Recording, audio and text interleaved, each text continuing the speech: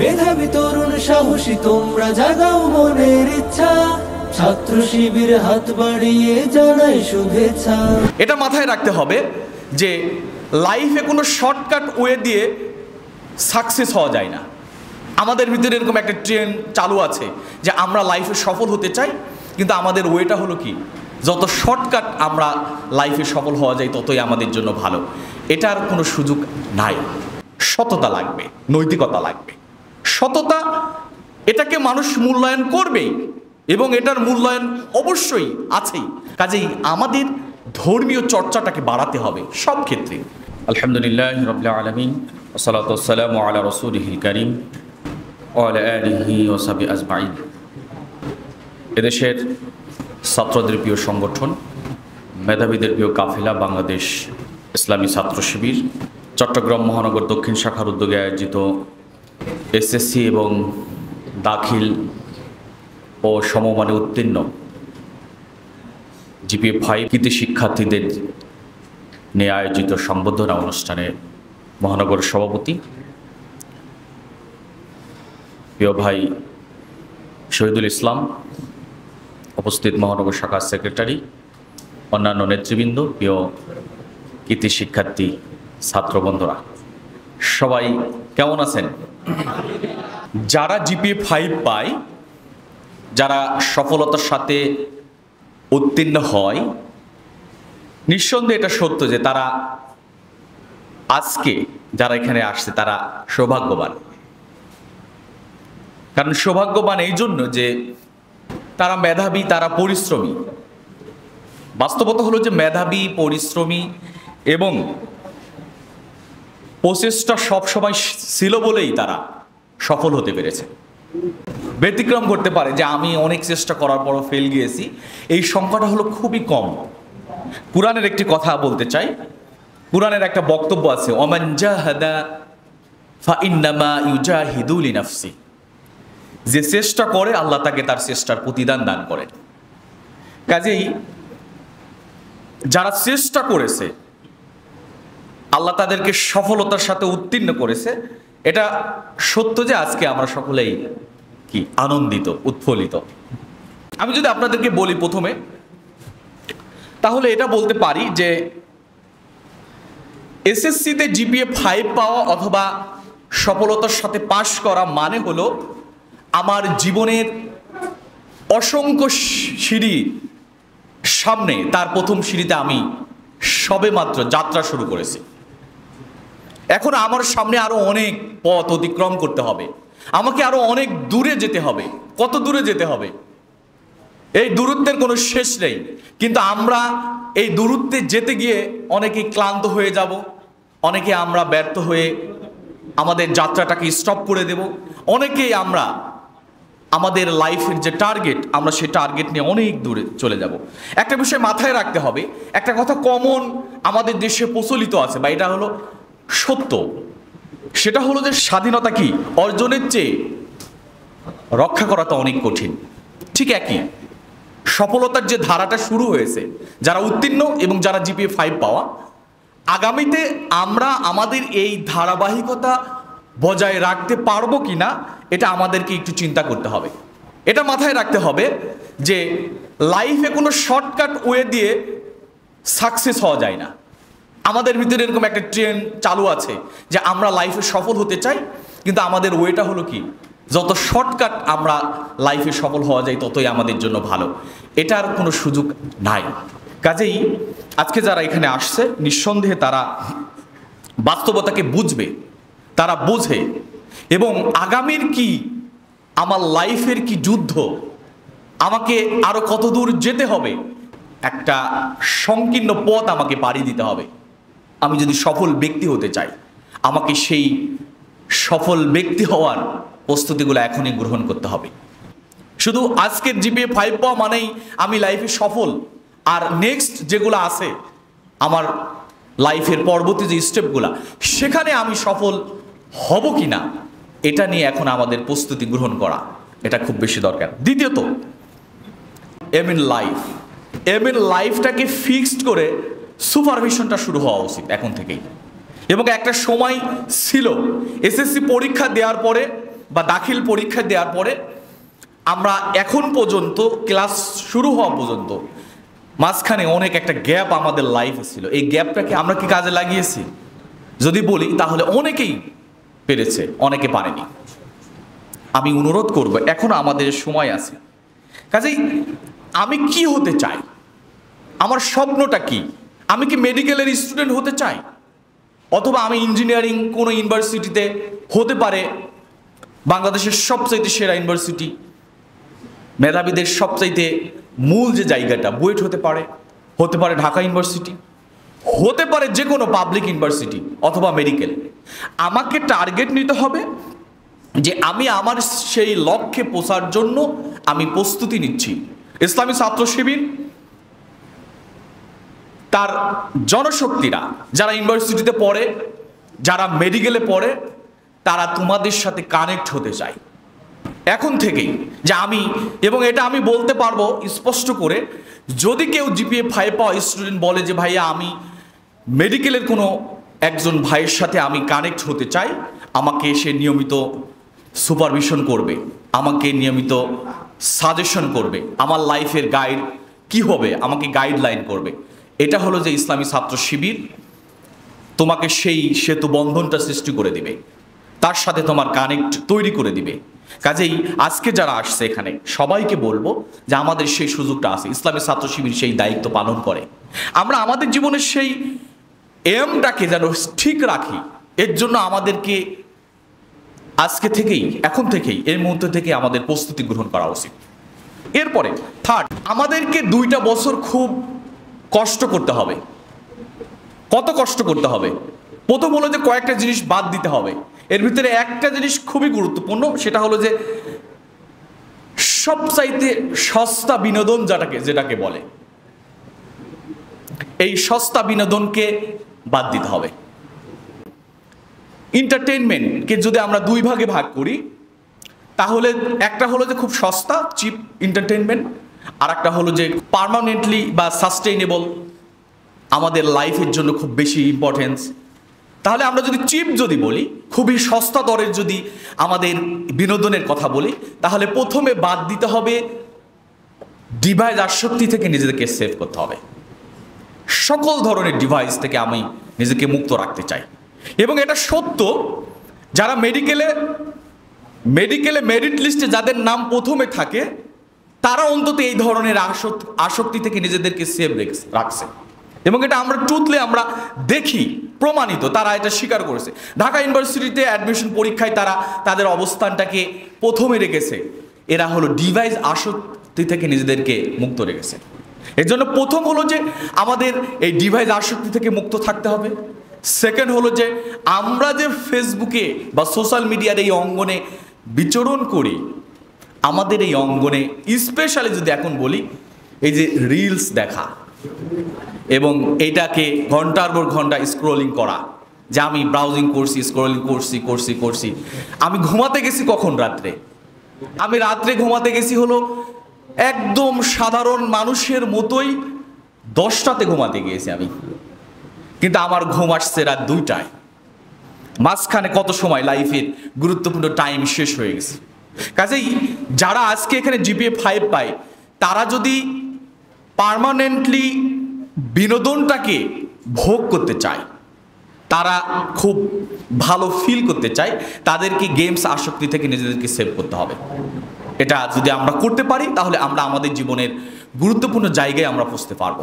তার মানে হলো যে আমাদের এই যে সস্তা বিনোদন যেটা আমাদের পাচ্ছি, আমরা খুব চিপ এন্টারটেনমেন্ট খুব সহজেই পাওয়া যায় সোশ্যাল মিডিয়ায় ঢুকলে, অথবা যে কোনো সাইট ব্রাউজিং করলেই আমরা আমাদের জীবনের এই ধরনের খুব ক্ষতিকর অসংখ্য কন্টেন্ট ভরে আছে, এবং আমরা এটা দেখছি, আনন্দ নিচ্ছি, এবং আমাদের ভিতরে ডোপামিনের তৈরি হচ্ছে, ডোপামিন ডিটক্স শরীর থেকে বিস্ফোরণ হয়, আমরা খুব ফিল করি হ্যাভি, বাট শেষ।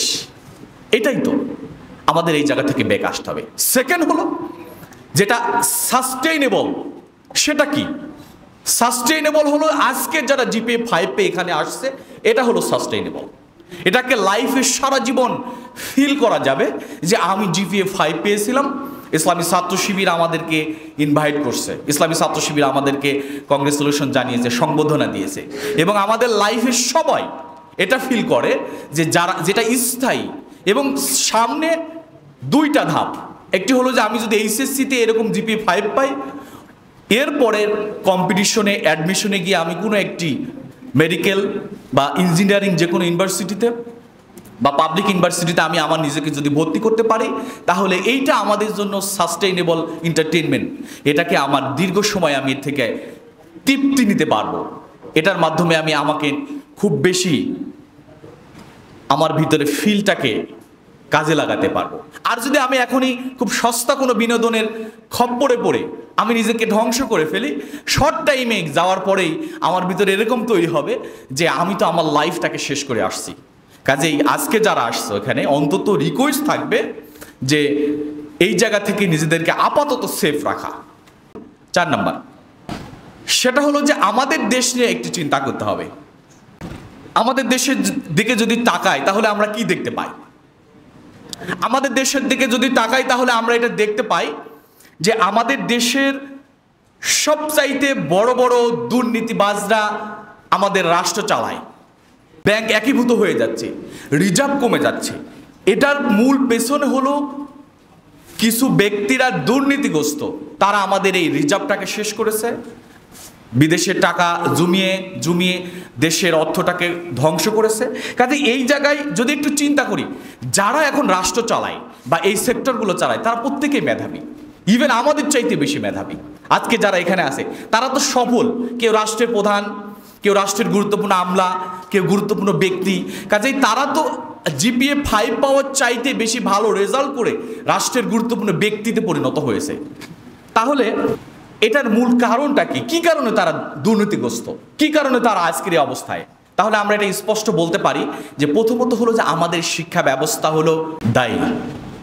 আমাদের শিক্ষা ব্যবস্থার হাজারো ত্রুটি রয়ে গেছে। আমরা যদি একটু বলি তাহলে কি ত্রুটি? আমাদের শিক্ষা ব্যবস্থার প্রথম ত্রুটিটা হলো নৈতিকতা এবং সততার সমন্বিত যে শিক্ষা ব্যবস্থা হওয়ার কথা, এই শিক্ষা ব্যবস্থায় পড়ে একজন সৎ ব্যক্তি গড়ে উঠবে, এটা আমাদের নাই, এটা আমাদের শিক্ষা ব্যবস্থায় নাই। কাজে আমরা দেখতে পাই আমাদের এই শিক্ষা ব্যবস্থায় যারা তৈরি হয়েছে এবং এখনও যারা হচ্ছে, তারা নৈতিকতার এই দিক থেকে তাদেরকে ক্ষতিগ্রস্ত করা হচ্ছে। এর জন্য কে দায়ী? এর জন্য দায়ী হলো আমরা সকলেই। এখন এই শিক্ষা ব্যবস্থায় যারা তৈরি হচ্ছে, অনেক বড় ডাক্তার হচ্ছে, এখানে যারা আছে আজকে যারা সংবর্ধনায় আসছে, তারা নিঃসন্দেহে একদিন এদেশের বড় কিছু হবে, এটা আমি বিশ্বাস করি। অনেক বড় কিছু হতে পারে, রাষ্ট্রপতি হতে পারে বাংলাদেশ ব্যাংকের গভর্নর হবে, হতে পারে বড় কোনো সরকারের আমলা হবে। কিন্তু সৎ হবে কিনা, আমি সৎ হব কিনা, আমাকে সৎ হওয়া উচিত কিনা, না আমি কি তাদের মতো সেই সকল ব্যক্তিদের মতো চোর হব যারা এদেশের টাকা চুরি করে বাইরে জমিয়ে বাড়ি কিনে? আমি কি তাদের মতো হব যে ডাক্তার হওয়ার পরে দুর্নীতি করে পাহাড় পাহাড় সম্পদের তারা টিলায় পরিণত করেছে? আমরা কি সেরকম ব্যক্তি হব? আমরা যদি সেরকম ব্যক্তি না হই তাহলে আমাদেরকে সিদ্ধান্ত নিতে হবে। এখানে একটা কথা খুব স্মরণ করে দেই, আমাদের কৈশোররা হলো কয়েকটা অপরাধের সাথে সম্পৃক্ত। খুব শর্ট করে বলি, একটা অপরাধ হলো আমাদের কৈশোররা মাদকের সাথে সম্পর্ক, ছোট মানুষ, সে নেশা করে। সেকেন্ড হলো যে হারাম রিলেশন মেনটেন করে। থার্ড হলো তাদের ভিতরে এখন যেটা হচ্ছে, স্পেশালি ঢাকা এবং চট্টগ্রাম, কিশোর গ্যাংয়ের একটা চরম প্রভাব। কিশোর গ্যাং গড়ে উঠেছে, এরা এমন কোনো অপরাধ নাই করে না, 10 টাকার জন্য 100 টাকার জন্য রোড পার হওয়াকে কেন্দ্র করে কে আগে যাবে কে পরে যাবে এটা নিয়ে কেন্দ্র করে মানুষকে হত্যা করে। এরকম অপরাধী গ্যাং গড়ে উঠেছে। কাজেই আমি যদি এখন চুপ করে থাকি, আমরা সকলে যদি চুপ করে থাকি, বসে থাকি, তাহলে কি আমিও কি তাদের পক্ষে, আমি কি তাদের মতো হতে চাচ্ছি? যারা অপরাধী, যারা চোর, যারা আত্মসাৎ করে সম্পদ, এই রাষ্ট্রটাকে যারা অকার্যকর একটা রাষ্ট্রে পরিণত করতে চাই, আমি কি তাদের মতো হতে চাচ্ছি? অথবা আমি কি তাদের মতো হব? আমাদের এটা সুযোগ নেই। তাহলে কি করণীয়? তাহলে প্রথম করণীয় হলো এই শিক্ষা ব্যবস্থা পরিবর্তনের জন্য আমাদেরকে ভয়েস রেজ করতে হবে। আমরা যারা এই ভুক্তভোগী, আমরা যারা ক্ষতিগ্রস্ত হচ্ছি, আমাদের তো এটা দায়িত্ব। কারণ আগামীর যে প্রজন্ম আসবে, আমাদের পরে নেক্সট প্রজন্ম, আমরা এই প্রজন্মের জন্য একটা ভালো কিছু রেখে যেতে চাই। যারা আমাদের এই শিক্ষা ব্যবস্থা থেকে তারা গ্রহণ করে সৎ, দক্ষ হবে, দেশপ্রেমিক হবে, তারা এদেশের মানুষদেরকে সঠিকভাবে পরিচালনা করবে, এরকম একটা প্রজন্ম রেখে যেতে চাই। আর এর জন্য আমাদের শিক্ষা নিয়ে কাজ করতে হবে। শিক্ষা নিয়ে কী কাজ? এক কথায় যদি বলি, আমাদের কি কাজ? আমাদের কাজ হলো সচেতন হওয়া, মানুষকে সচেতন করা। আমাদের শিক্ষা ব্যবস্থা ধ্বংস করেছে। শিক্ষার প্রত্যেকটা রন্ধে রন্ধে আমাদের জাতিসত্তার সাথে লেগে থাকা, আমাদের জাতির ইতিহাস, এই ইতিহাসকে তারা দুমড়ে মুচড়ে ফেলে দিয়ে এমন একটি শিক্ষা ব্যবস্থা নিয়ে আসার চেষ্টা করেছে যেটা অখণ্ড ভারতের কথা বলে। আমাদের কিশোরদেরকে ধ্বংস করেছে, কিশোরদের নৈতিকতাকে নষ্ট করেছে।